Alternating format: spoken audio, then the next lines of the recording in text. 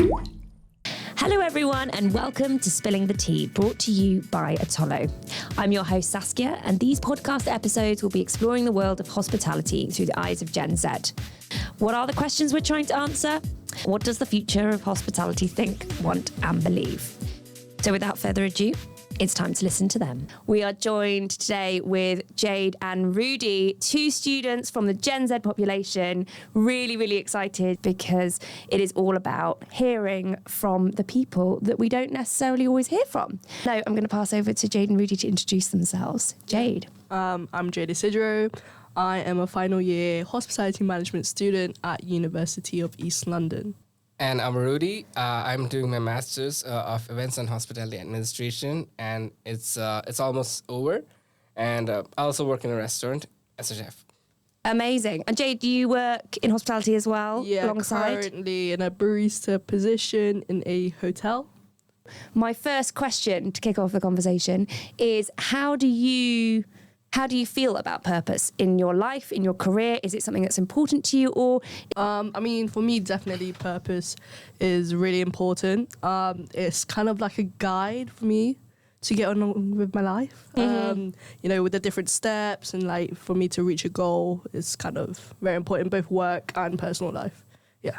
Okay, and Rudy, would you agree it's important? 100%. So when I talk about purpose, like if there is a particular purpose for ourselves in our work, then there will be consistency in whatever we're working. There will be a chain, like other than breaking off, looking for something else, breaking off. So if we have a main aim within ourselves, it might take a bit for people to understand what their main aim is or what they're good at. It's not the same for everyone. So yeah, I would 100% agree. Yeah, and how do you find your purpose? Is that something you're still looking for, or do you have a really clear view on, no, I know exactly what I want from life? I think there is a certain period of time where you're like, yeah, I know my purpose, what I want to do. And I think for us being young, especially, we're being exposed to a lot more that kind of slowly evolves. Like for me, initially, I wanted to be, a ops manager at a restaurant. Still hoping to, but now I'm kind of more, HR focused. That's my purpose at the moment. But the ops manager is more of like the pathway there, if you know what I mean. Yeah. When you say that it's now more HR focused, Yeah. what caused that? I think, so previously I was a GM in a cafe for 2 branches, and it was more developing people. So, starting from front of house all the way to like a supervisor position. And I think that development like really encouraged me to like take a career onto this. And I actually only found out, a learning development position actually existed around a year and a half ago. And I was like, mate, this is what I'm meant to do. Yeah. I didn't even know it existed. And that's exciting, right? Yeah. Like finding something that really sits with you and you're like, this is everything that kind of matches my skill set and what I'm interested in. Yeah. Okay. And Rudy, how about you? Have you found your purpose, or are you still on the hunt? As of now, I have many different purposes. Okay, great. Yeah, the main one for now is, not just for now, the main one that I'm interested in is cooking food. Mm-hmm. That's the main. Well, second one is I'm into motorsports, which is not hospitality. Okay, And the third one is I eventually want to be a teacher. Ah, okay. Eventually. A teacher within the hospitality industry or a teacher outside of the industry? Both. Okay, cool.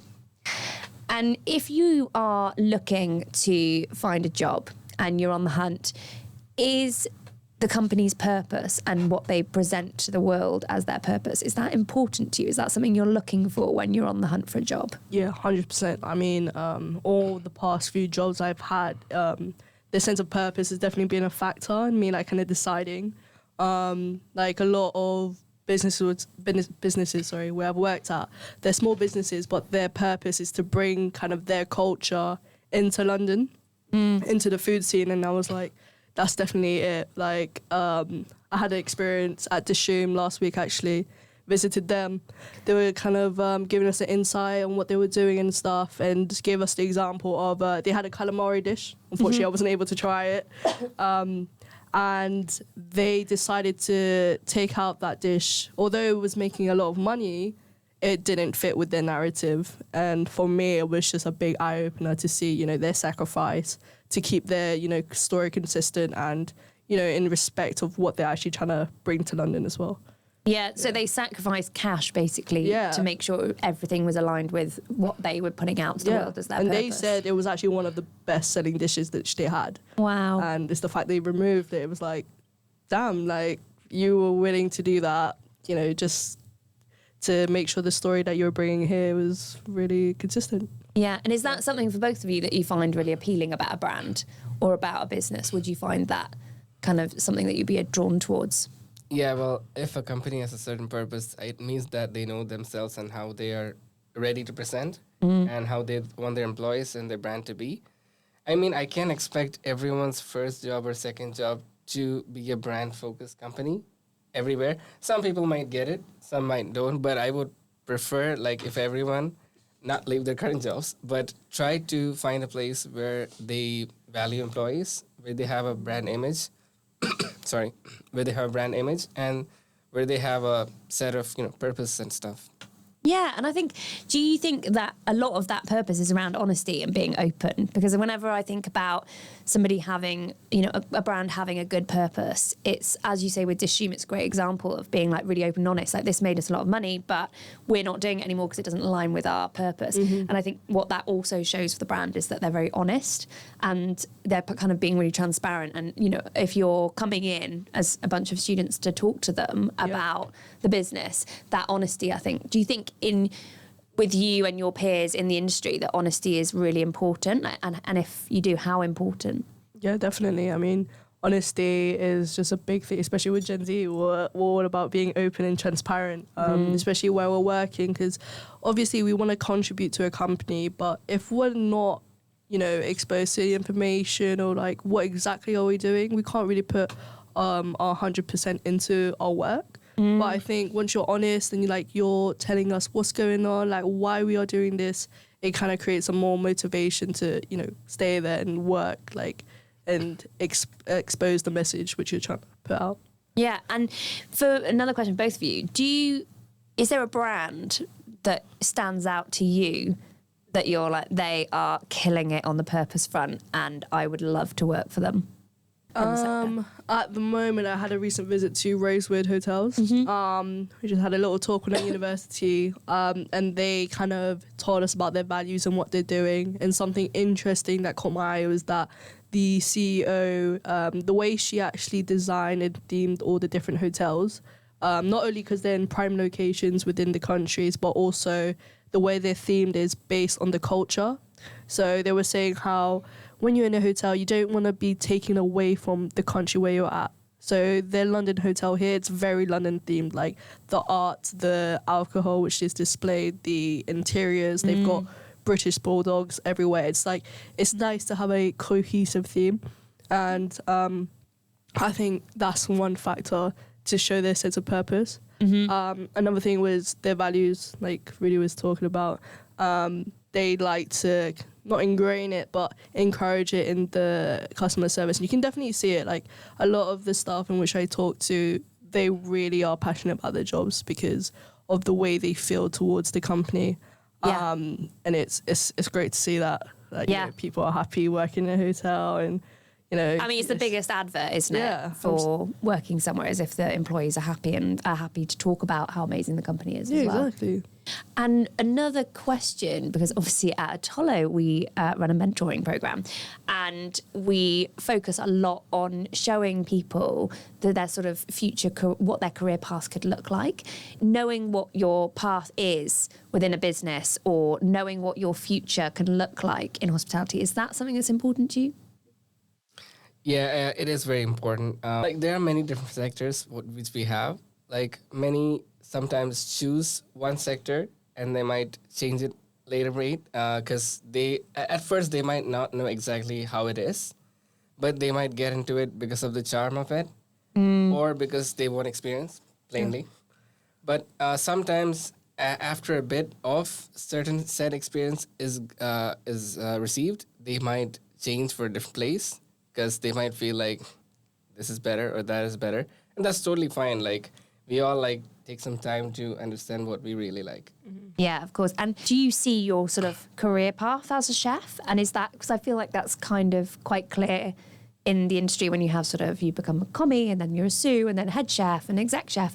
And there's quite a clear kind of path there. Is that something that you are interested in following?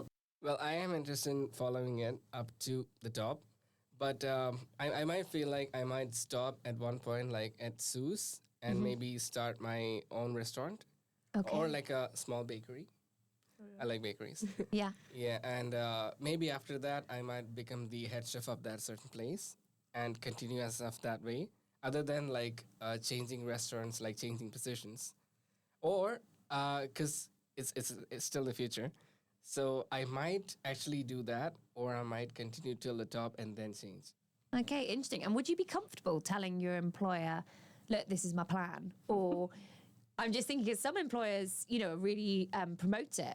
They're like, great, we'll take you to that point. And would you find that really appealing if you were able to be honest with your employer about what your dreams are for your career and how they could support that? I don't know about all employees. I don't think my current employer will actually like that speech. Please don't listen to this episode. Oh my god. So, but yeah, I'm pretty sure most employees do like that sort of stuff because they feel like, oh, this employee is interested in growing. This employee is interested in bringing more stuff and bringing more ideas, which is important for long-term growth and cementing any kind of company. But some places they actually have employees that have a certain role. Yeah. Like there isn't much growth in all places. So I would actually prefer, I wouldn't prefer everyone to just go out and tell their employees that, listen, I've got a plan and it's not here. yeah. I don't know how they're going to respond properly. It also depends on how friendly they are with you. And it Yeah. also depends on how long you have spent over there. Yeah. Don't just work a month and ask them for But advice. do you think though that's got something to do with culture? Like if the culture is created within, you know, the brand that you're working for, that, you know, we want to support you in your career, even if that means not being with us the whole time. I think that's quite a clever way of almost retaining people. Do you think? Definitely, I think like for me, progression. That's my one of my top factors in choosing a job. Like unless they're very transparent and like that's a question I ask in interviews: is there opportunities for me to grow? And if it's not, or if they kind of struggle to tell me a plan, I'm not really leaning towards it. And especially like you said, if they're saying, yeah, you can grow with us, even if it doesn't mean you end up with us, like that's something that's really attractive because they're willing to invest that time in me. And even if I don't stay or choose not to stay, they're still, making it worthwhile. Yeah, and also you never know if that person's invested in you, even if they think they're not going to keep you long term. You never know. You might feel that loyalty and that care and investment in your future makes you actually want to stay with them. Yeah, definitely. Like, Gen Z, we're always changing our minds somehow. But yeah, and loyalty, definitely, like, especially that initial kind of conversation. Because sometimes I have these conversations already in interviews, 10-minute interviews, and they're like, yeah, we can invest in you. It's no problem. And I'm like, okay, cool. Like, I'm ready to jump on board with you guys then. Yeah. Yeah. And is that something that's, would you say, is important to both of you? Is them saying, look, we're going to invest in you and your career and your training? 100%. Do you think it's appealing going to work for a brand that's got multiple sites? I think yes. I think especially with the change in environments that you may experience, like not only does it widen your experience, but kind of your mental capacity to like adjust to all these places. Like for me, where I previously worked, it was a group called Megan Howard Group. Still a small place, very restaurant focused. They had different kind of brands. So they had a Filipino ice cream shop, which I was the GM of, but they also had like a Caribbean restaurant, Filipino Japanese fusion restaurant. Like, and I was able to, work in all of these places and see the different types of ways in which they work. And it was really eye-opening for me as well. Yeah, it's room for growth, isn't it? Yeah. And you can see the different paths you could go down, but stay with the same brand. Mm-hmm. And do you generally, because I think this isn't really asked that much, but Would you want to stay with the same brand forever? Like if they were amazing and they ticked all the boxes and they did everything right, they had incredible purpose and they gave you this amazing career path, would you want to stay with them? Or is diversity a bit of the spice of life, you know? I mean, for me, definitely, I wouldn't mind staying for a long time. Especially if you're treating me right. Why would I want to leave you, you know? Yeah. But I mean, a sense of diversity isn't, bad or anything. Like if the opportunity arises, then they were okay with it, then there's no problem. Like a lot of places in which I work, they're like, you can branch out, that's no problem. But if you always want to come back, that's also not a problem, you know? Yeah. And yeah, like for me, I had a year of just jumping in and out of different places and still returning to where I started, you know? Yeah. And I think that Why did you return to that place? I mean, first it was actually my first job and I was there for 4 years. So starting from when I was fresh 16, I literally turned 16, got my NI number and then started working. Straight there. Yeah, straight into it. And it was the fact that I was growing like really consistently. Every year I was stepping up. Ended up being an auditor for them in terms of like, visiting the different branches. And it was the culture, like the fact that everyone was growing with the business. Like at the moment, they're up to 9 sites. They started with 3. Now 4 years on, they've got 9 sites altogether, and it's just nice. It was like a family, When you grow as a family, you never leave your family. Like, regardless of your bad days. Bad days. They'll always be there for you. So. Shout out to Mag and Howard Group. Yeah, well done, guys. You had Jade for a while. Retention. And Rudy, would you stay somewhere the same place? Like if it ticked all the boxes, and I mean, you say you would like your own place, so obviously at some point you'd want to leave somewhere to do that. But if you're being treated right, would you stay? If I'm being treated that well, I will try to stay as long as I can. But eventually, I know I don't like leaving families. It's sad stuff. But eventually, because my plan is a bit different, my original plan, because I do feel like in a bit, I want to have my own place, bring my own ideas into the table, because I feel like not just me, but many customers can also benefit from it. Yeah. And because of that, I will try to stay in a place as much as I can, because 100% of the time, not everyone will treat all the employees that well, even though sometimes it's just bad days. Straight up bad days. Bad day again. Even the weekend's bad. Time to go. Sometimes it's like that, but again, it's maybe because of the work ethic. Maybe your supervisor does not know what role to give you. Maybe your manager does not know what role to give you. Or maybe they exactly don't know what's going on. It can be many things. So again, I would stay in a place for long if they treat me nice. So when we've been saying if they treated me nice, if they treated me well enough, what does that look like? If you were to choose 3 top things that are most important to you about the way you're treated in a hospitality company, what would those top 3 be? Yeah, I mean, mentoring is definitely a big thing for me. Like for me to actually progress, like to have constant checkups, coffee talks with your manager, even if it's 5 minutes, that's very important. Also, it's the company culture. Not only is it just the managers, it's the people you're working with. Like you end up having lifelong friends, really. Yeah. Me saying that, 21. Yeah. But yeah, definitely. And the final one, I was trying to think. Maybe, staff food never hurts. Yeah. Just general looking after, especially with socials as well. I think definitely that contributes to company culture. If a company has, socials for their, staff, I feel like that's a really motivating way to bring everyone together and make it a more cohesive team. Yeah. But yeah. How regularly do they need to be? I mean, it doesn't hurt to have it once a month. And Rudy, what are your top 3 things that relate to being treated well, as we've been discussing? What do they look like for you? Okay, I'm going to start. So when I'm going to be treated well, it's not luxurious, but I would like very low amount of argument when I work in the kitchen. Because sometimes most employees, they don't get together. It might be a small issue at times. Sometimes it can be personal or whatever. So that can affect in a very huge way. even though like in most departments, even though the company culture, like they give you salary perfectly, they give you your food, Yeah. they provide food properly, yeah, and they do give the coffee talks, which is perfect. Yeah.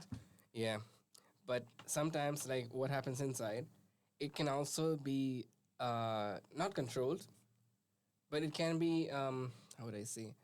It can be affected by how the upper employees, like if the upper employees that actually look out for all the employees, they can actually understand if there's any personal issue or any kind of issue in any sector. It can be housekeeping, it can be a front desk, anything. Yeah. Even though it might not appear when you look at it, but when you talk with the employees, you can understand it. So if there's direct communication with employees, which is very difficult because most of the employees are busy, they have to manage a lot of things. So if there's a direct communication, it is a very good thing. Yeah. And second of all, if the company provides some sort of benefits for the employees, it is very, very nice. What kind of benefits are you looking for? Oh, like vacation days, Uh-huh. normal stuff. Vacation days, like bonus pay sometimes. Yeah. Do you feel that we shouldn't be saying that, annual leave is like a benefit? And that should be something like I believe we should all, Yeah, we 100%. should have It's that. normal stuff. But it's yeah. I think for the hospitality industry, it's like a benefit. It I doesn't know, actually which exist. is pretty bad, really, when Yeah. you think about it. That we see, having holiday as a benefit. I feel like that's something that should probably change. Yeah. Please give me some rest. Oof, I need a break. Well, that's fortunate because Spilling the Tea is sponsored by Toast. Toast is an all-in-one point-of-sale platform built specifically for restaurants. That's right, it's built specifically for restaurants and means you can run your entire restaurant from one platform. And did you also know that Toast customers have told us that you can integrate the front of house with the back of house and reduce ticket times by 40%? 40%? I know. So a huge thank you to Toast for supporting both the UK and this podcast. Back to work, Sass. I think numbers is a big thing at the moment for everyone, but slowly, I feel like we are getting there. Yeah. But yeah. Before I used to work in this place, name is anonymous. They're nicer. We can beep that out. Yeah. So when I joined the kitchen, there was a different person, but this certain person left after like a week because he was there for a long time, and I was there for like 2 months alone. So I had to open the kitchen, I had to close the kitchen, I had to do the dishes as well. Wow. Oh gosh, really? 3-man team and then one guy. Yeah. Yeah. So I didn't actually expect that. At first I was like, you know what? It's not bad. Then I was like, you know what? It's not good. Yeah. After like the day is over, like it's a 10-hour shift. It started at 12 and ends at 10. It won't end at 10 because if you're the only person, even if the kitchen closes at 10, you gotta clean the whole place up, Yeah. right? So it closed at like 11. Yeah. Some days 11:30. And I used to ask the senior employees, like, if you could bring in new employees, it would help me a lot, and I would stay sane, Yeah. stuff like that. And he was like, "We're looking into it," and I was like, cool. Not enough. I actually did a Yeah. thumbs up. It's not seen in the audio, but Yeah. I mean, they could have, jumped in themselves if they really cared. I think.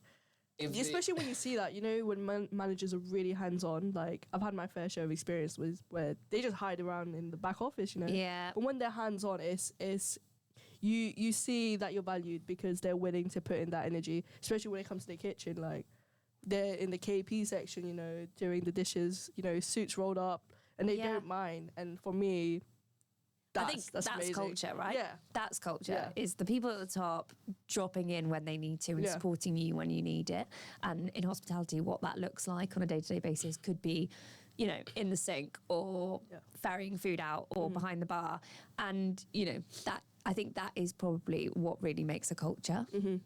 to be honest, it is a bit rare for senior employees to actually help out most of the junior employees, especially if it's washing and stuff. Yeah. If they have to do that, most certainly they have worked in the position before.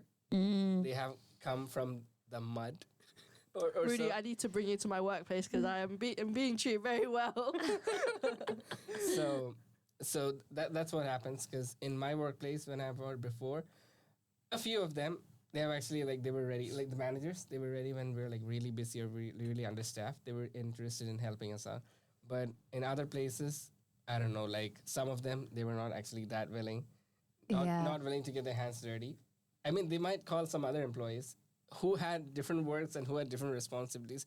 They had a lot of things on their own, but they themselves were not actually fully ready. I'm not saying about everyone, but I have worked places. And out of interest, the place where you did everything, opened, closed, and did the sink, how long did you stay there? I stayed there for 3 months. Yeah, I mean, you know, the writing's on the wall there, isn't it? There's your evidence. You will not retain people if you treat them like that. Mm-hmm. I think that's for sure. So one other point of interest, everything that you've been discussing, you know, the benefits, what you need as an employee and what you're looking for out of culture and purpose within a business. Do you think that, I mean, are you talking with your peers, like people that are your age in hospitality? Do you talk about this often of like how you would like hospitality to be? I mean, for me, definitely. I mean, it's not only like my peers, it's business owners, it's, you know, people who kind of visit it as well. It's customers as well. Like, I talk to everyone about it, the chance I get. Not during shift, just going to say that. Even on a podcast. But for me, whenever I get the chance to actually speak about it, I definitely talk about it. Like, especially if a company has caught my eye, I'll be ranting on about them for like, you know, the next 2 weeks. You know, shout out to the Shoe, Rosewood, Maggie. Yeah, you've really made an impression. Yeah. But I think for me, it's kind of my sense of purpose is in my personal life is to, you know, show that the hospitality is not just, you know, long hours, low pay, because it's more than that. Especially now, it's evolving. You know, more positions are coming out there for people to actually experience hospitality in different ways, and the pay is getting better. I'm not gonna lie, like if you really look, the pay is getting better, benefits are definitely out there, people are looking out for you, and for me, I'm just trying to open everyone's eyes. Yeah, of course. Yeah. Do you think times are changing for hospitality? Are you feeling a shift? Like working in the industry, friends working in the industry, are you all feeling that there's changes happening?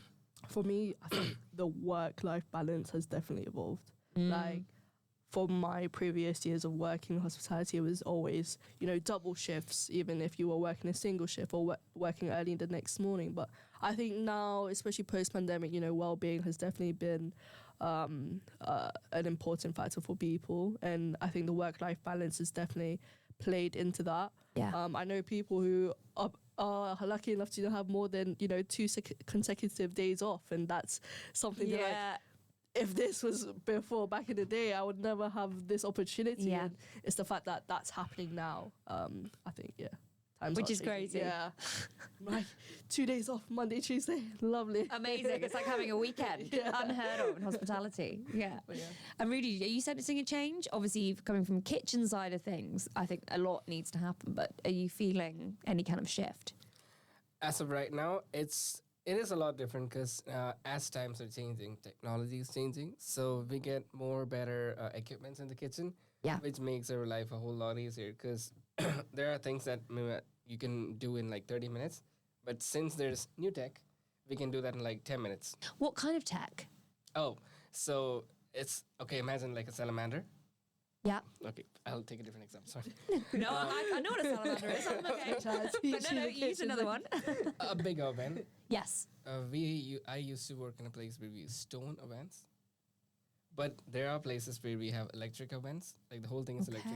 And you can control like how much of electricity is given to the particular kind of food. There's a menu where you can select what kind of food is taken. Yeah. Even if that food doesn't take much space, it efficiently just uses that much space to cook that particular food. Amazing. Wherever it is. And it doesn't take that much time. It cooks the top, bottom, everything like properly.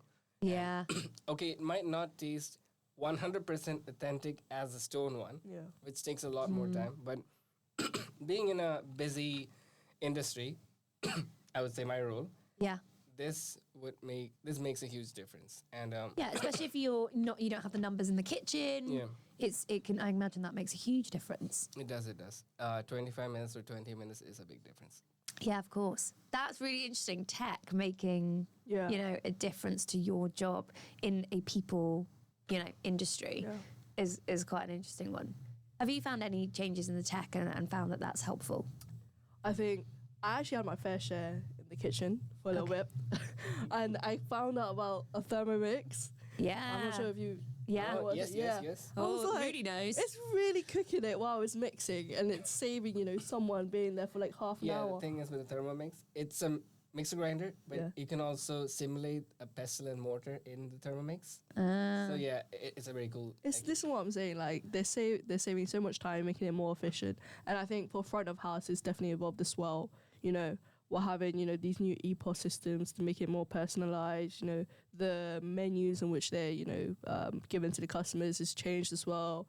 Not only saving paper, but QR codes, payment wise. And I think it's helped us personalize people's experiences more because we can invest more time in them. Yeah.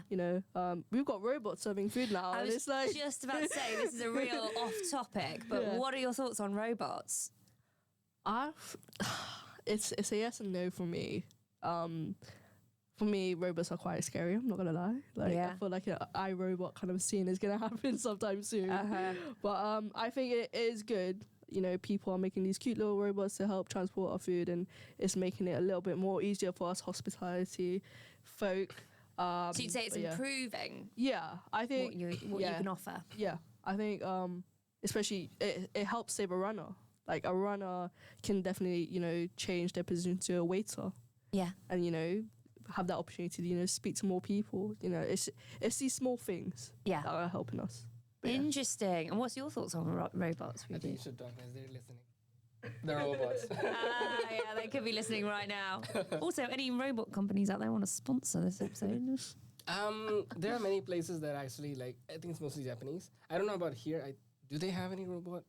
I've No, been to a few restaurants where they've had clearing, robots that clear. Clear Oh. the tables. Yeah, well, they'll come up next and you can put the dishes on and then they'll go back to the Oh. kitchen. Okay. Yeah, so what I see in the near future is more iRobot stuff. It's more robots, not just clearing the tables, but, I feel like we have a table, we can just put our plate there and the plate will go in and it'll just somehow go through a tube or something. It's just what I'm imagining. But Wow, really, I can't wait to come to your restaurant I'm not gonna when you buy open it. This bakery is going to be next level. We've never seen anything like it. One final question, because I feel like I should let you go back to your busy hospitality lives. But if you could give one bit of advice to your employer, the CEO, the head of people, the directors, about how to look after people from your generation, what would that one bit of advice be? Well, okay, this is gonna be authentic. That's what we want. Tell us what you really think. Okay, I'm gonna advise them to start checking and start not complimenting your employees. Sometimes, in a busy hospitality sector, giving a small compliment can be a huge thing because we can remember it days and days, years and years, decades and decades, whatever. Yeah. So that's one thing. And second thing is open communication with many employees. Even though the head manager or whoever it is, they don't have the time for it, they can assign their supervisors to actually make a bit of time.